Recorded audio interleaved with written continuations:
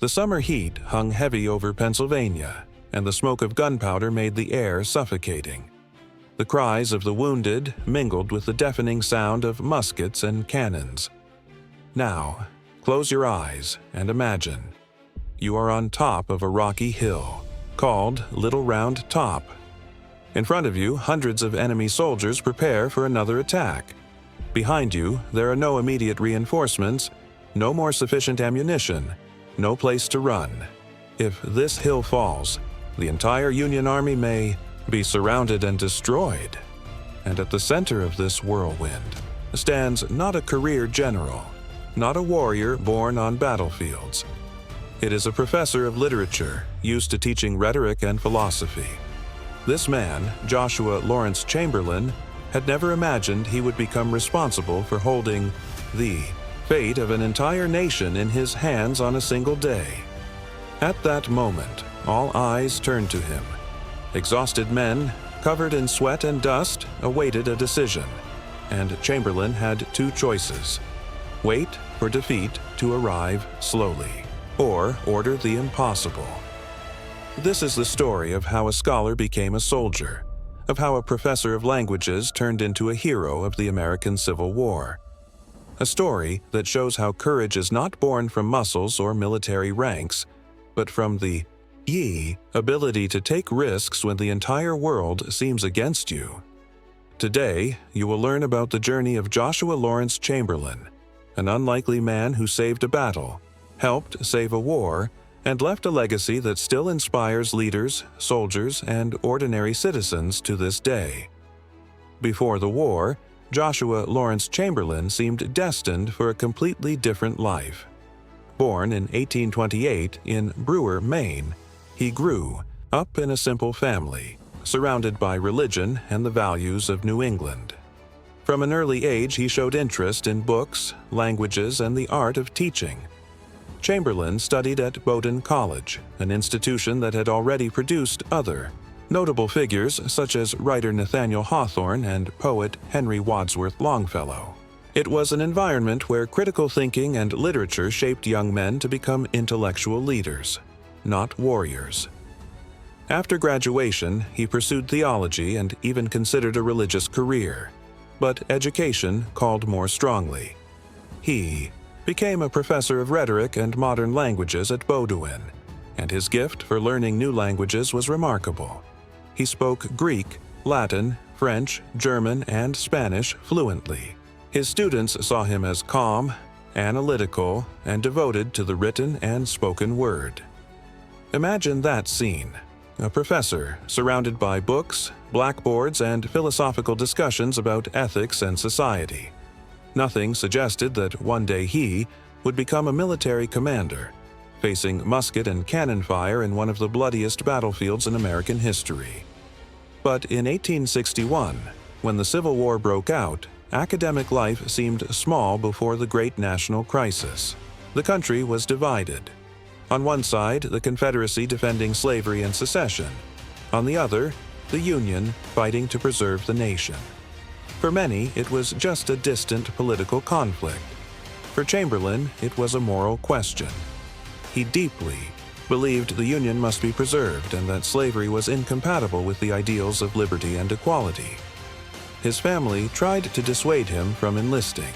He was a respected professor with a promising academic future. But Chamberlain believed that at that moment service was his duty. Against all expectations, he volunteered for the Army. He did not ask for a prestigious post. He accepted to start at the bottom, like any volunteer. Soon, he was assigned to the 20th Maine Infantry Regiment, formed mostly by farmers, loggers, and young men from rural towns. There, Chamberlain began his transformation, from classroom professor to drill instructor, from philosophy scholar to survival strategist. That contrast is essential to understand his greatness. Joshua Lawrence Chamberlain was not a natural-born warrior, but a man who decided to assume a role no one believed he was prepared for. And that decision would be tested unimaginably 2 years later, when his regiment was placed at the most vulnerable point of the Battle of Gettysburg. Chamberlain entered the army as an outsider, He had no West Point training, no years of military experience, but he brought something different: intellectual discipline, communication skills, and above all, the ability to inspire ordinary men. In the 20th Maine, Chamberlain lived among farmers, loggers, fishermen, and small-town workers. For many, war was a burden. For others, a chance for adventure or courage. Few were truly prepared for what was to come. Chamberlain stood out because he sought respect not by authority, but by closeness. He learned names, listened to stories, and marched with his men. When they grew tired, he didn't just order them to continue, he carried rifles, backpacks, and marched under the sun with them. This attitude quickly gained attention. He was seen not as a distant officer, but as someone who shared the same sacrifices. The first battles were brutal. In Fredericksburg, December 1862, the 20th Maine attacked entrenched Confederate positions at Marye's Heights. Thousands of Union soldiers fell in a devastating massacre. Chamberlain witnessed the horror firsthand. Bodies scattered across the field, cries of the wounded, and the realization that war was far crueler than anyone imagined. Yet, even in chaos, he was visible, organizing men, showing firm but humane leadership. Over time, the 20th Maine became tougher and more disciplined, largely thanks to his command style. He believed each man had within him the ability to become more than he thought he could be. This philosophy would carry him to his most critical test, defending Little Round Top at Gettysburg. 2 years of war had devastated the country. Cities in ruins, families divided, thousands dead. The Civil War was no longer political. It was existential. General Robert E. Lee invaded Pennsylvania, hoping to demoralize the Union and force peace talks. Gettysburg, an unremarkable small town, became the stage of destiny. On July 2nd, Lee tried to flank the Union left at Little Round Top. If the Confederates seized it, they could strike the Union from behind and collapse the line. The 20th Maine was ordered to hold it at all costs. The attacks came in waves. The sun burned, the men were exhausted, ammunition ran low. Confederates advanced to within meters of the line. Soldiers scavenged cartridges from the fallen. The situation seemed hopeless, and then Chamberlain made the decision that changed everything. He ordered a bayonet charge. It seemed insane. No bullets left, fewer men, facing a stronger enemy. But surprise was their only weapon. Sword raised, Chamberlain led the regiment downhill, screaming with fury, bayonets fixed. The psychological shock was devastating. The Confederates, thinking the Mainers had renewed strength, panicked and fled. In minutes, the hill was secured. Historians agree.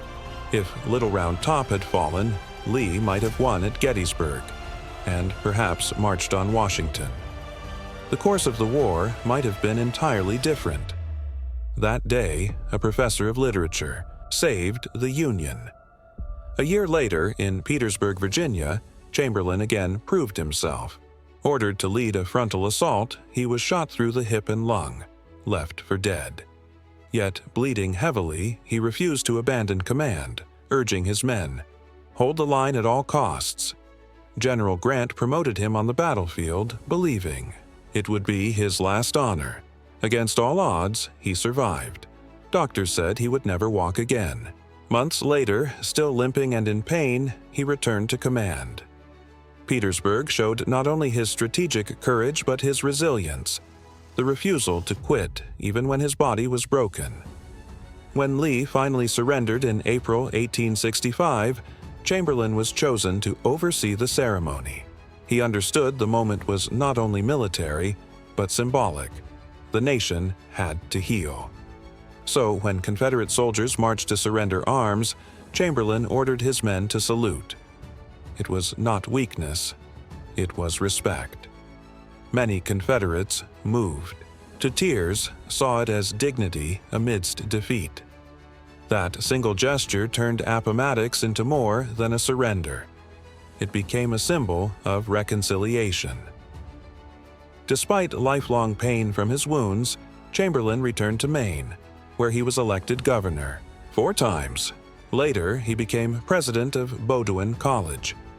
He never stopped honoring the memory of the soldiers, writing, speaking, and preserving Gettysburg as a symbol of unity. He lived until 1914, age 85, considered the last Civil War general to die from war-related wounds. His legacy endured through monuments, books, and the Pulitzer-winning novel The Killer Angels, later adapted into the film Gettysburg, 1993, where Jeff Daniels portrayed him as the professor-turned-general. Joshua Lawrence Chamberlain proved that leadership is not about birth or rank, but about choices. In Gettysburg, he defended more than a hill. He defended the very idea that the Union could survive. In Appomattox, he showed that true victory is not only in conquest, but in reconciliation. Little Round Top remains a silent reminder that even an ordinary professor can, in a single day, become the guardian of a nation's destiny.